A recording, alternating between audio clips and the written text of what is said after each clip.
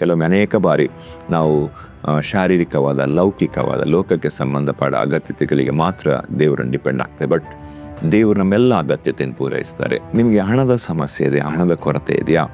ನಮ್ಮ ಮೂಲ ಯೇಸು ಆಗಿದ್ದಾರೆ. ಆತನ ಮೂಲಕ ನಮಗೆ ಬೇಕಿರುವುದು ಎಲ್ಲ ಒದಗಿ ಬರ್ತದೆ. ಅನೇಕ ಬಾರಿ ಕೆಲವರಿಗೆ ಹಣದ ಸಮಸ್ಯೆ ಇರುವುದಿಲ್ಲ, ಆರೋಗ್ಯದ ಸಮಸ್ಯೆ ಇರುವುದಿಲ್ಲ, ಆದರೆ ಪ್ರೀತಿಯ ಕೊರತೆ ಇರ್ತದೆ. ನಮ್ಮ ಜೀವಿತದಲ್ಲಿರುವ ಎಲ್ಲ ಅಗತ್ಯತೆಗಳನ್ನು ದೇವರು ಪೂರೈಸ್ತಾರೆ. ಆತನ ಬಳಿಗೆ ಬಂದಾಗ ಆತನು ನಮ್ಮನ್ನು ತೃಪ್ತಿಗೊಳಿಸುವವನಾಗಿದ್ದಾನೆ.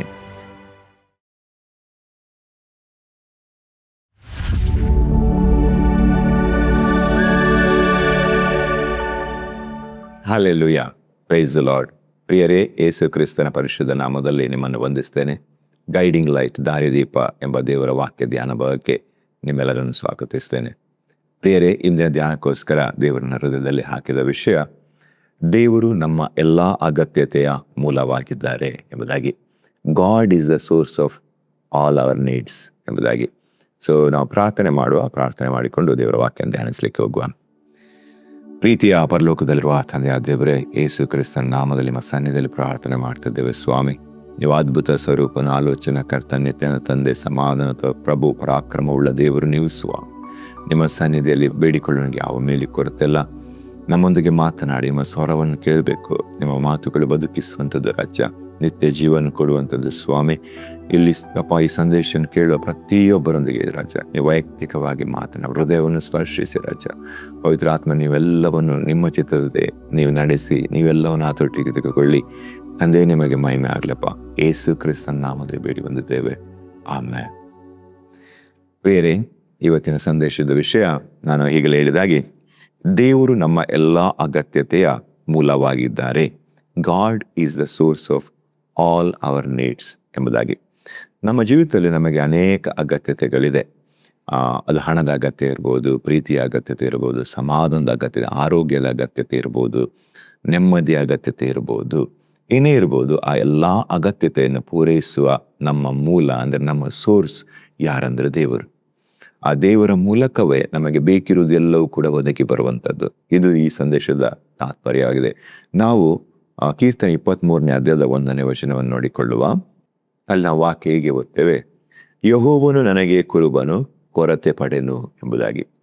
ಇಲ್ಲಿ ಕೀರ್ತನೆಗಾರನು ಮೊದಲನೇ ವಾಕ್ಯ ಹೇಳ್ತಾನೆ, ಯೆಹೋವನು ನನಗೆ ಕುರುಬನು, ಕೊರತೆ ಪಡೆನು. ಆಮೇಲೆ ಅನೇಕ ಆಶೀರ್ವಾದಗಳು ನಾವು ನೋಡ್ತೇವೆ. ಹಸಿರುಗಾವಲನ್ನು ತಂಗಿಸ್ತಾನೆ, ವಿಶ್ರಾಂತಿಗಳ ನೀರುಗಳ ಬಳಿಗೆ ಬರಮಾಡ್ತಾನೆ. ನಾನು ಕಾರ್ಗತ್ತಲ ಕಣಿವೆಯಲ್ಲಿ ಇರುವಾಗ ದೇವರು ನನ್ನ ಸಂಗಡ ಇದ್ದಾರೆ, ನನ್ನ ತಲೆಗೆ ಎಣ್ಣೆಯನ್ನು ಹಚ್ತಾನೆ, ಶುಭ ವೈರಿಗಳ ಮುಂದೆ ನನಗೆ ಔತಣ ಸಿದ್ಧ ಮಾಡ್ತೇನೆ, ನಾನು ದೇವರ ಸನ್ನಿಧಿಯಲ್ಲಿ ಸದಾಕಾಲ ವಾಸ ಮಾಡ್ತೇನೆ, ಶುಭ ಕೃಪೆ ನನ್ನನ್ನು ಜೀವಮಾನ ಕಾಲ ಎಲ್ಲ ಹಿಂಬಾಲಿಸ್ತದೆ ಎಂಬ ಎಲ್ಲ ಆಶೀರ್ವಾದಗಳಿದೆ. ಆದರೆ ಅದಕ್ಕೆ ಮೊದಲಿರುವ ವಾಕ್ಯ ಏನೆಂದರೆ, ಯೆಹೋವನು ನನಗೆ ಕುರುಬನು, ಕೊರತೆ ಪಡೆನು ಎಂಬುದಾಗಿ. ಸೊ ದೇವರು ನಮ್ಮ ಎಲ್ಲ ಅಗತ್ಯತೆಗಳನ್ನು ಪೂರೈಸ್ತಾರೆ. ನಮ್ಮದು ಲೌಕಿಕವಾದ, ಆತ್ಮಿಕವಾದ, ಮಾನಸಿಕವಾದ, ಭಾವನಾತ್ಮಕವಾದ ಎಲ್ಲ ಅಗತ್ಯತೆಗಳನ್ನು. ಕೆಲವೊಮ್ಮೆ ಅನೇಕ ಬಾರಿ ನಾವು ಶಾರೀರಿಕವಾದ, ಲೌಕಿಕವಾದ, ಲೋಕಕ್ಕೆ ಸಂಬಂಧಪಟ್ಟ ಅಗತ್ಯತೆಗಳಿಗೆ ಮಾತ್ರ ದೇವರನ್ನು ಡಿಪೆಂಡ್ ಆಗ್ತದೆ. ಬಟ್ ದೇವರು ನಮ್ಮೆಲ್ಲ ಅಗತ್ಯತೆಯನ್ನು ಪೂರೈಸ್ತಾರೆ. ಲೌಕಿಕವಾದದ್ದು, ಭಾವನಾತ್ಮಕವಾದದ್ದು, ಸ್ಪಿರಿಚುವಲ್, ಆತ್ಮಿಕವಾದದ್ದು ಎಲ್ಲವನ್ನು ದೇವರು ತುಂಬಿಸ್ತಾರೆ. ದೇವರ ಸನ್ನಿಧಿಯಲ್ಲಿ ಬೇಡಿಕೊಳ್ಳುವನಿಗೆ ಯಾವ ಮೇಲೆ ಕೊರತೆ ಇಲ್ಲ ಎಂಬುದಾಗಿ ವಾಕ್ಯ ಹೇಳ್ತದೆ. 34ನೇ ಕೀರ್ತನೆ 10ನೇ ವಚನ, ಪ್ರಾಯದ ಸಿಂಹಗಳಾದ ಹೊಟ್ಟೆಗೆಲ್ಲದೆ ಹಸಿದವು, ಯೆಹೋವನ ಸನ್ನಿಧಿಯಲ್ಲಿ ಬೇಡಿಕೊಳ್ಳುವನಿಗೆ ಯಾವ ಮೇಲಿಗೂ ಕಡಿಮೆ ಇಲ್ಲ ಎಂಬುದಾಗಿ. ಇಲ್ಲಿ ವಾಕ್ಯ ಸ್ಪಷ್ಟವಾಗಿರ್ತದೆ. ಯಾರು ದೇವರ ಸನ್ನಿಧಿಯಲ್ಲಿ ಪ್ರಾರ್ಥನೆ ಮಾಡ್ತಾರೋ ಅವರಿಗೆ ಯಾವ ಮೇಲಿಗೂ ಕೊರತೆ ಇಲ್ಲ ಎಂಬುದಾಗಿ. ನಿಮಗೆ ಹಣದ ಸಮಸ್ಯೆ ಇದೆ, ಹಣದ ಕೊರತೆ ಇದೆಯಾ? ನಮ್ಮ ಮೂಲ ಯೇಸು ಆಗಿದ್ದಾರೆ.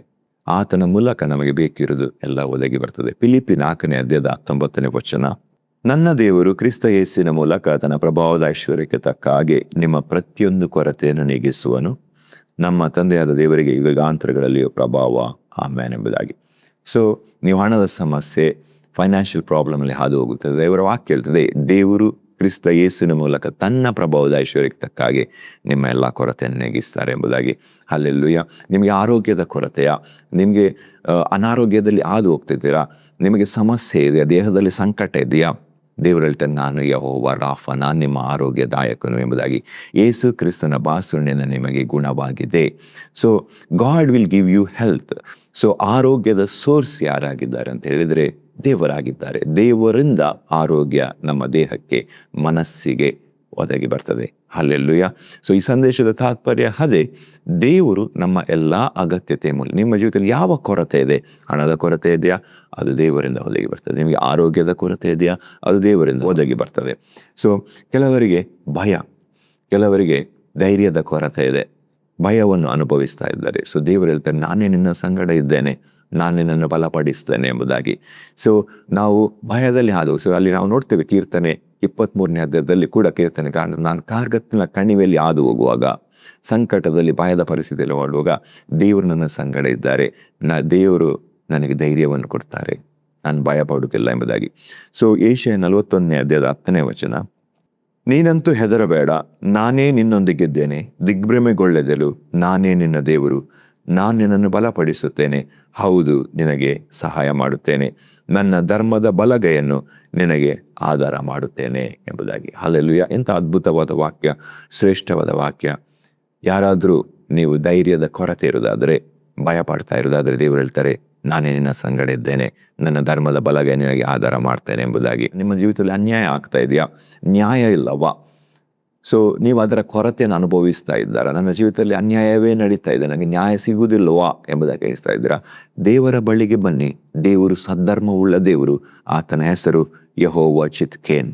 ಸೊ ಆತನು ಸದ್ಧರ್ಮವುಳ್ಳ ದೇವರಾಗಿದ್ದಾರೆ. ಆತನು ನಮಗೆ ನ್ಯಾಯವನ್ನು ಕೊಡುವ ಆತನು, ನಮಗೆ ನೀತಿಯನ್ನು ಕೊಡುವ ಆತನು.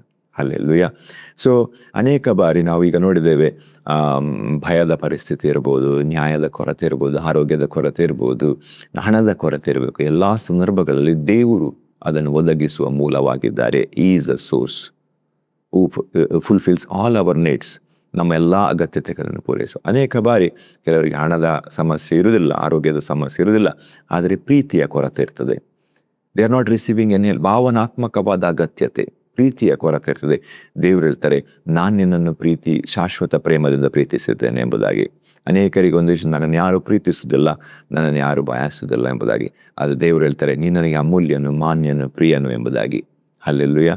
ಸೊ ಯೆರೆಮೀಯ 31ನೇ ಅಧ್ಯಾಯದ 3ನೇ ವಚನ, ನಾನು ನಿನ್ನನ್ನು ಪ್ರೀತಿಸಿರುವುದು ಶಾಶ್ವತ ಪ್ರೇಮದಿಂದಲೇ, ಆದ ಕಾರಣ ನಿನ್ನನ್ನು ಮಮತೆಯಿಂದ ಸೆಳೆದುಕೊಂಡಿದ್ದೇನೆ ಎಂಬುದಾಗಿ. ಸೊ ದೇವರು ಹೇಳ್ತಾರೆ, ನಾನು ನಿನ್ನನ್ನು ಶಾಶ್ವತ ಪ್ರೇಮದಿಂದ ಪ್ರೀತಿಸಿದ್ದೇನೆ ಎಂಬುದಾಗಿ. God loves you. ದೇವರು ನಿಮ್ಮನ್ನು ಅತಿಯಾಗಿ ಪ್ರೀತಿಸ್ತಾರೆ. ಆತನ ಪ್ರೀತಿಗೆ ಇತಿಮಿತಿ ಇಲ್ಲ. ಆತನು ಷರತ್ತು ರಹಿತ, ಅನ್ಕಂಡೀಷನಲ್ ಲವ್. ಹಲ್ಲೆಲೂಯಾ. ನಿಮಗೆ ಜೀವಿತದಲ್ಲಿ ನೀವು ಕನ್ಫ್ಯೂಸ್ ಆಗಿದ್ದೀರಾ, ದಾರಿ ಕಾಣ್ತಾ ಇಲ್ವಾ? ಇನ್ನು ಹೇಗೆ ಮುಂದೆ ಹೋಗಬೇಕು, ಏನು ಮುಂದುವರಿಬೇಕು ಎಂಬುದಾಗಿ ನಿಮಗೆ ಗೊತ್ತಾಗ್ತಾ ಇಲ್ಲವಾ? ದೇವರು ಹೇಳ್ತಾರೆ, ನಾನು ನಿಮಗೆ ದಾರಿ ತೋರಿಸ್ತೇನೆ, ನಾನು ನಿಮ್ಮನ್ನು ಬೋಧಿಸ್ತೇನೆ, ಉಪದೇಶಿಸ್ತೇನೆ. ಅಲ್ಲಿ ನಿಮಗೆ ಮಾರ್ಗ ತೋರಿಸೋರು ಯಾರು ಇಲ್ಲ ಎಂಬ ಕೊರತೆ ಇದೆಯಾ? ದೇವರು ಹೇಳ್ತಾನೆ, ನಾನು ನಿಮಗೆ ಮಾರ್ಗ ತೋರಿಸ್ತೇನೆ.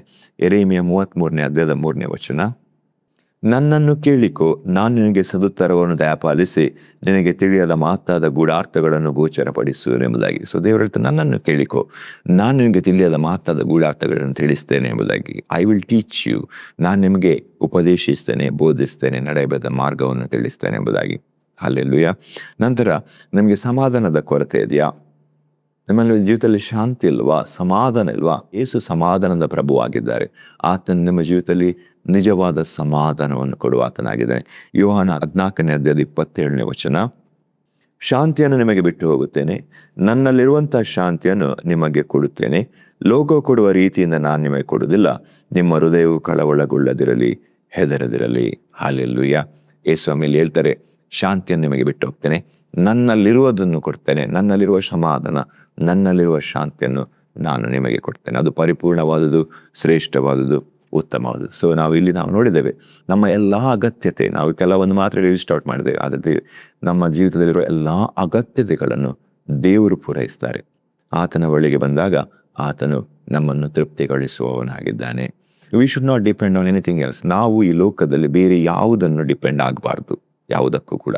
ಸೊ ದೇವರನ್ನು ನಾವು ಡಿಪೆಂಡ್ ಆಗಬೇಕು. ನಮ್ಮ ಹಣ, ನಮ್ಮ ಬ್ಯಾಂಕ್ ಬ್ಯಾಲೆನ್ಸ್, ನಮಗಿರುವ ಸಂಬಂಧಗಳು, ನಮಗಿರುವ ಜನಬಲ, ಹಣಬಲ, ಯಾವುದನ್ನು ಕೂಡ ನಾವು ಡಿಪೆಂಡ್ ಆಗಬಾರ್ದು. ನಮ್ಮ ಅಗತ್ಯತೆಗಳನ್ನು ಪೂರೈಸಲಿಕ್ಕೆ ನಾವು ದೇವರನ್ನು ಮಾತ್ರ ಡಿಪೆಂಡ್ ಆಗಬೇಕು. ಈ ಸಂದೇಶದ ಮೂಲ ತಾತ್ಪರ್ಯ ಅದು. ಅನೇಕ ಬಾರಿ ಜನರು ಹೇಳ್ತಾರೆ, ಹಣ ಹೊಂದಿದ್ರೆ ಸಾಕು, ನಮಗೆ ಎಲ್ಲ ಸಿಗ್ತದೆ ಎಂಬುದಾಗಿ. ಹಾಗೆ ಇಲ್ಲ ಪ್ರಿಯರೇ, ಹಣ ಬಹಳ ಮುಖ್ಯ, ಬಹಳ ಇಂಪಾರ್ಟೆಂಟ್ ಆಗಿರೋ ಒಂದು ಟೂಲ್.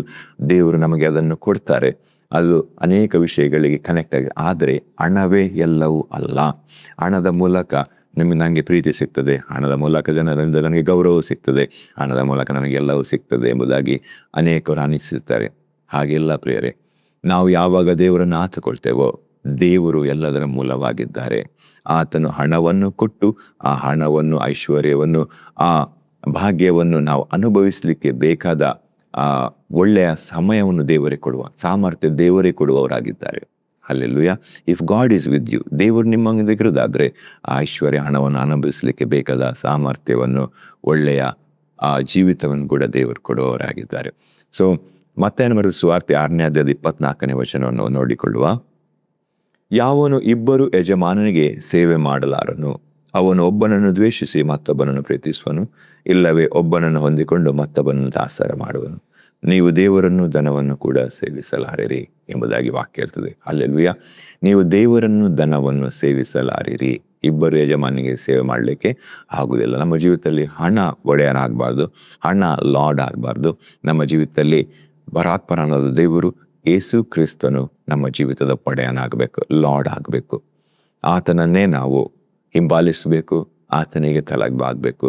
ಆಗ ಹಣ ನಮ್ಮ ಹಿಂದೆ ಬರ್ತದೆ, ಹಣ ನಮ್ಮ ಜೀವಿತದ ಒಡೆಯನು ಆಗಬಾರ್ದು. ಹೌದು ಪ್ರಿಯ, ನಾವು ಇದನ್ನೆಲ್ಲ ಅನೇಕ ಸಂದರ್ಭಗಳಲ್ಲಿ ನಾವು ಧ್ಯಾನ ಮಾಡಿದ ನಮಗೆ ಗೊತ್ತಾಗ್ತದೆ.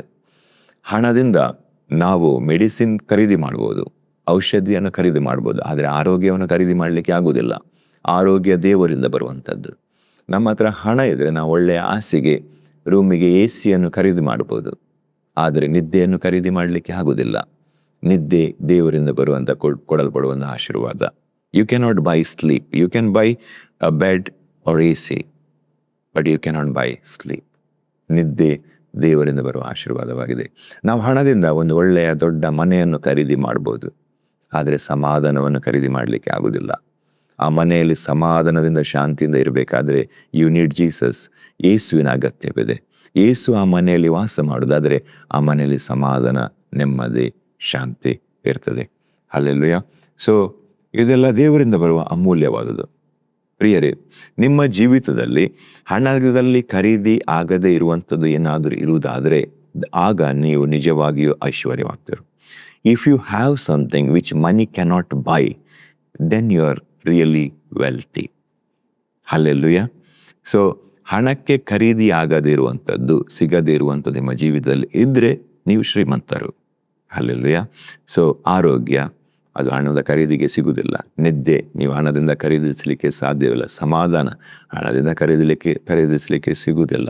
ರಕ್ಷಣೆಯ ಆನಂದ, ಸಂತೋಷ, ಇದು ನೀವು ಹಣದಲ್ಲಿ ಖರೀದಿ ಮಾಡಲಿಕ್ಕೆ ಸಾಧ್ಯ ಇಲ್ಲ. ಇದು ಯೇಸುವಿನಿಂದ ಬರುವಂಥದ್ದು. ಇದು ದೇವರಿಂದ ಬರುವ ಆಶೀರ್ವಾದ, ಅನುಗ್ರಹ. ಹಲ್ಲೆಲೂಯಾ. ಸೊ ಯಾರ ಒಳಗಿದೆಲ್ಲ ವಾಸ ಮಾಡ್ತಿದೆಯೋ ಅವರು ನಿಜವಾಗಿಯೂ ಶ್ರೀಮಂತರು, ಐಶ್ವರ್ಯವಂತರು. ನಾವು ಹಾಗೆ ಸಂದೇಶದಲ್ಲಿ ನಾವು ನೋಡ್ತೇವೆ, ದೇವರನ್ನೇ ಎಲ್ಲದಕ್ಕೆ ಆತುಕೊಳ್ಬೇಕು, ಆತನೇ ಎಲ್ಲದರ ಮೂಲ ಆಗಿದೆ ಎಂಬುದೇ ತಾತ್ಪರ್ಯ. ಸೊ ನಾವು ಮೊದಲ ಪಾರ್ಟಲ್ಲಿ ನಾವು ನೋಡಿದ್ದೇವೆ, ನಂತರ ಸೆಕೆಂಡ್ ಪಾರ್ಟಲ್ಲಿ ನಾವು ನೋಡಿದ್ದೇವೆ ನಾವು ಹೇಗೆ ಹಣವನ್ನು ಡಿಪೆಂಡ್ ಆಗಬಾರ್ದು, ಅದನ್ನು ಲಾರ್ಡ್ ಮಾಡಬಾರ್ದು, ಅದನ್ನು ಒಡೆಯನನ್ನಾಗಿ ಮಾಡಬಾರ್ದು ನಮ್ಮ ಎಲ್ಲ ಅಗತ್ಯತೆಗೆ ಎಂಬುದನ್ನು ಕೂಡ ನಾವು ದೇವರ ವಾಕ್ಯದಲ್ಲಿ. ಅದೇ ರೀತಿಯಲ್ಲಿ ನಾವು ಜನರನ್ನು ಡಿಪೆಂಡ್ ಆಗಬಾರ್ದು. ಅನೇಕ ಬಾರಿ ಹಲವು ನಮಗೆ ಜನಬಲ ಇದೆ, ನಮಗೆ ಅವರು ಗೊತ್ತಿದೆ, ಇವರು ಗೊತ್ತಿದೆ, ನನಗೆ ಫ್ಯಾಮಿಲಿ ಇದೆ, ಅದೆಲ್ಲ ಒಳ್ಳೆಯದು. ದೇವರು ಅದನ್ನು ಕೊಡ್ತಾರೆ. ದೇವರು ನಮಗೆ ಮನುಷ್ಯರ ದಯೆ ಉಂಟಾಗುವ ಹಾಗೆ ಮಾಡ್ತಾರೆ. It came from god. ಅದು ಕೂಡ ದೇವರಿಂದಲೇ ಬಂದದ್ದು ಎಂಬುದನ್ನು ನಾವು ತಿಳ್ಕೊಳ್ಬೇಕು. ನಾವು ದೇವರನ್ನು ಬಿಟ್ಟು ನಾವು ದೇವರು ಕೊಟ್ಟಿರುವಂಥ ಜನಬಲವನ್ನು, ಜನರ ದಯೆಯನ್ನು ಹತ್ತುಕೊಳ್ಬಾರ್ದು. ಹಲ್ಲೆಲೂಯಾ.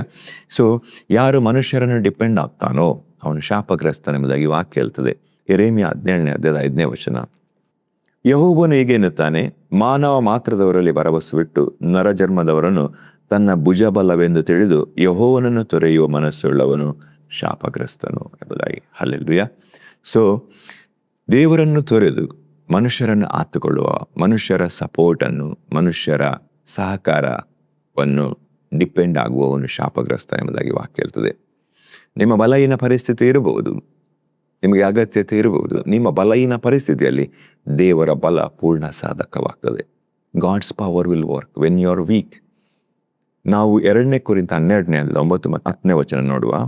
ನನ್ನ ಕೃಪೆ ನಿನಗೆ ಸಾಕು, ಬಲಹೀನತೆಯಲ್ಲಿಯೇ ಬಲವು ಪೂರ್ಣ ಸಾಧಕವಾಗ್ತದೆ ಎಂದು ನನಗೆ ಹೇಳಿದ್ದಾನೆ. ಹೀಗಿರಲಾಗಿ ಕ್ರಿಸ್ತನ ಬಲವು ನನ್ನಲ್ಲಿ ನೆಲೆಸಿಕೊಂಡಿರಬೇಕೆಂದು ನನಗುಂಟಾಗುವ ನಿರ್ಬಲಾವಸ್ಥೆಗಳ ವಿಷಯದಲ್ಲಿ ಬಹು ಸಂತೋಷವುಳ್ಳವನಾಗಿ ಹೆಚ್ಚಳ ಪಡುವೆನು.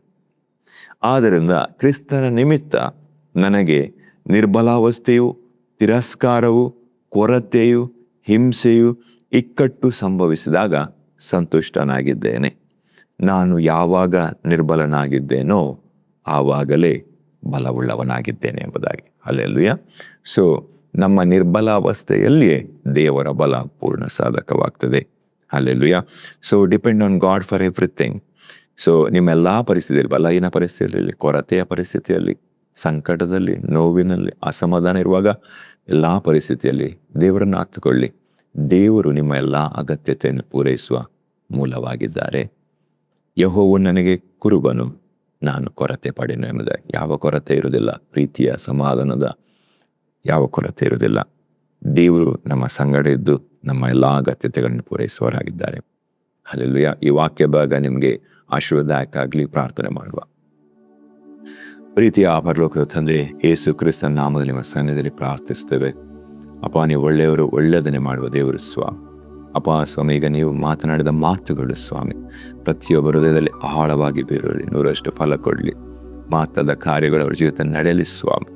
ನಿಮ್ಮ ಮಕ್ಕಳ ಸಾಕ್ಷಿ ನಿಮ್ಮ ನಾಮವನ್ನು ಮಯಪಡಿಸಲಿ, ಮೇಲೆತ್ತಲಿ ಸ್ವಾಮಿ. ಪವಿತ್ರ ಆತ್ಮ ದೇವರೆಲ್ಲರನ್ನ ಅಭಿಷೇಕಿಸಿ ನಡೆಯುತ್ತ ಅಂಗಾನವರಿಗೆ ಒಂದು ಹೊಸ ಬಲದಿಂದ ತುಂಬಿಸಿ ಸ್ವಾಮಿ.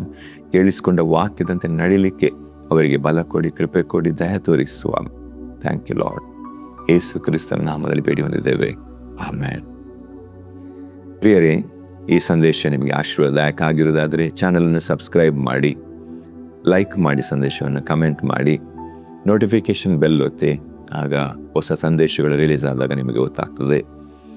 ಈ ಸಂದೇಶವು ನಿಮ್ಮ ಪ್ರೀತಿ ಪಾತ್ರದೊಂದಿಗೆ ಹಂಚಿಕೊಳ್ಳಿ, ಅವರನ್ನು ಆಶೀರ್ವದಿಸಿ. ದೇವರು ನಿಮ್ಮನ್ನು ಆಶೀರ್ವದಿಸಲಿ.